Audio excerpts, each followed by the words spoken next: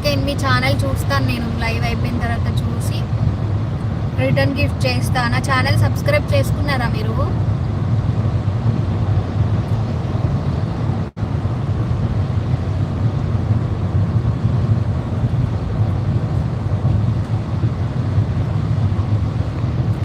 హృదయం ఎక్కడున్నది, హృదయం ఎక్కడున్నది, నీ చుట్టూనే తిరుగుతున్నది,